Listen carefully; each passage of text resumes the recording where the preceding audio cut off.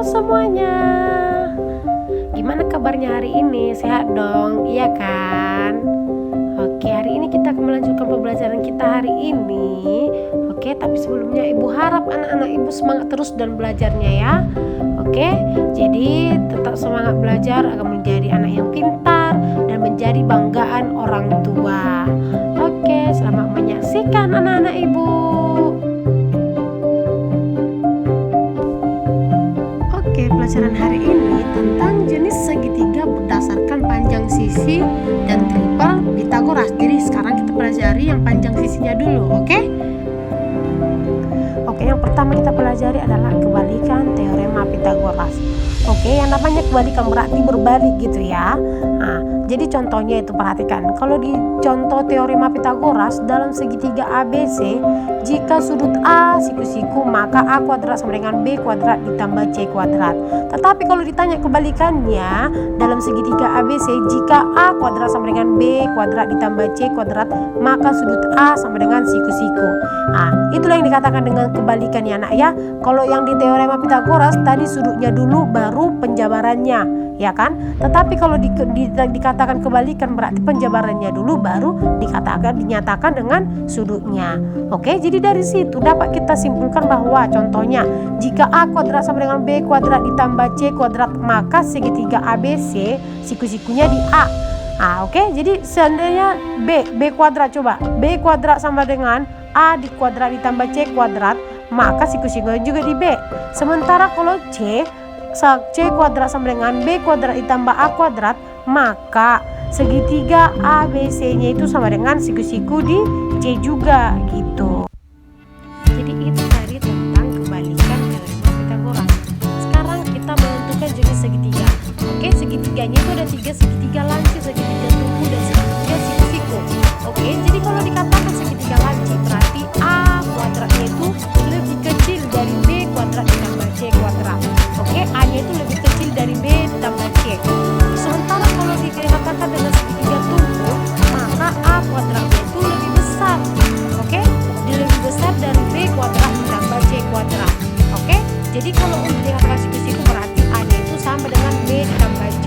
Itu aja diingat ya, kalau dia segitiga lancip A-nya itu lebih kecil. Kalau segitiga tumpu A-nya itu lebih besar. Dan kalau dia segitiga tumpu berarti A-nya itu sama dengan gitu ya. Nah, perhatikan ini contohnya. Tunjukkan bahwa segitiga berukuran 4 cm, 3 cm, dan 5 cm adalah segitiga siku-siku. Jadi kita buktikan dulu. Nah, contohnya kita misalkan sisi terpanjangnya itu adalah A. Oke, tadi berarti yang lebih panjang dari 3, 4, dan 5 itu adalah 5 ya kan? Berarti A-nya itu 5, B-nya sama dengan 4, dan C-nya itu kita buat 3. Jadi A kuadrat itu sama dengan 5 kan? Berarti 5 kuadrat sama dengan 5 dikali 5 sama dengan 25. Coba kita tambahkan dengan B kuadrat ditambah C kuadrat. B kuadratnya tadi 4 kuadrat ditambah C-nya itu kuadrat adalah 3 kuadrat. Berarti 16 tambah 9 sama dengan 25. Berarti dia merupakan sama-sama 25 berarti merupakan siku-siku. Jadi itulah yang merupakan contoh dari siku-siku. Sekarang perhatikan ini contoh yang kedua. Suatu segitiga berukuran 7 cm, 9 cm, dan 10 cm. Apakah segitiga tersebut merupakan segitiga siku-siku? Ya kan? Jadi kita perlu buktikan. Tadi kalau di soal pertama kita harus pemisalan, di soal kedua juga kita misalkan mana yang lebih panjang di situ. Berarti 10 cm. Berarti 10 cm merupakan adalah A. B-nya itu adalah 7 cm dan C-nya itu adalah 9. Atau boleh C-nya itu adalah 9, B-nya itu adalah 7 gitu ya. Berarti A kuadrat. Tadi A-nya adalah 10 ya kan? Berarti 10 kuadrat. 10 dikali 10 sama dengan 100. Terus kita tambahkan coba B kuadrat ditambah C kuadrat. 7 di kuadrat ditambah 9 kuadrat yaitu 49 ditambah 81 sama dengan 130. Sementara A-nya itu tadi 100. Sementara B tambah C itu adalah 130. Berarti tidak sama ya kan? Berarti A kuadrat itu tidak sama dengan B kuadrat ditambah C kuadrat. Jadi karena tidak sama maka dia bukan merupakan siku-siku, segitiga siku-siku. Tetapi apa tadi kalau ibu bilang dia merupakan kalau lancip itu berarti A-nya itu lebih kecil. Kalau dia lebih besar berarti dia adalah segitiga tumpul ya kan? Berarti karena A-nya itu lebih kecil maka dia merupakan segitiga lancip. Jadi untuk pengertiannya itu sama-sama seperti semuanya ya. Oke, sekarang kita masuk dengan triple Pythagoras. Triple berarti 3 gitu ya. 3 berarti triple itu artinya 3 gitu, 3 kan. Berarti triple Pythagoras itu adalah 3 bilangan asli yang tepat untuk menyatakan panjang sisi-sisi suatu segitiga siku-siku. Oke, berarti dia menyatakan segitiga siku-siku. Kalau dikatakan triple Pythagoras itu berarti segitiga siku-siku. Ingat aja itu ya nak ya, kuncinya. Triple Pythagoras berarti kata kuncinya adalah segitiga siku-siku. Tadi kalau ibu katakan segitiga siku-siku itu berarti A kuadrat itu harus sama dengan B kuadrat ditambah C kuadrat. Nilai si A harus sama dengan B tambah C gitu ya. Itu aja diingat. Oke, kita coba perhatikan dulu contoh. Perhatikan contoh pertama itu, apakah triple berikut merupakan triple Pythagoras?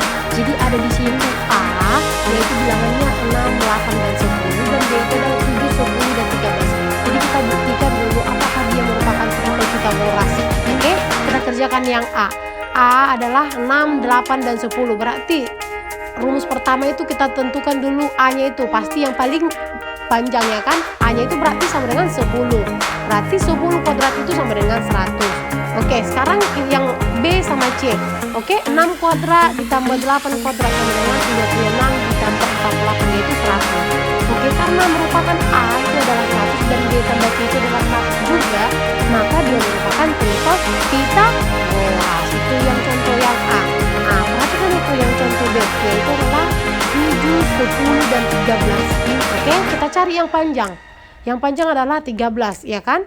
Berarti A-nya itu adalah 13. 13 dikali 13 adalah 169. Sekarang kita tambahkan yang B dan C-nya itu, yaitu 7 kuadrat ditambah 10 kuadrat. 7 kuadrat itu adalah 49 ditambah 100 sama dengan 149. Jadi karena bukan bilangan yang sama, nah ya kan 169 dan 149 bukan merupakan bilangan yang sama, berarti dia merupakan bukan triple Pythagoras. Oke, sampai di sini tuh penjelasan ibu hari ini tentang pelajaran kita hari ini. Oke, untuk tugasnya supaya anak-anak ibu lebih paham dong, ya kan? Maka ibu kasih tugas halaman 15 buku paket yang kegiatan siswa mencari P kuadrat gitu ya kan? Atau P ditambah Q kuadratnya. Nah, untuk nilai P sama Q-nya itu sudah ada di paling samping gitu ya. Perhatikan atau boleh ditanyakan sama ibu kalau memang tidak paham. Tapi saya yakin, ibu yakin anak-anak ibu pasti bisa gitu. Kenapa? Karena anak-anak ibu semuanya pintar-pintar, ya kan? Oke, dikerjakan ya nak ya.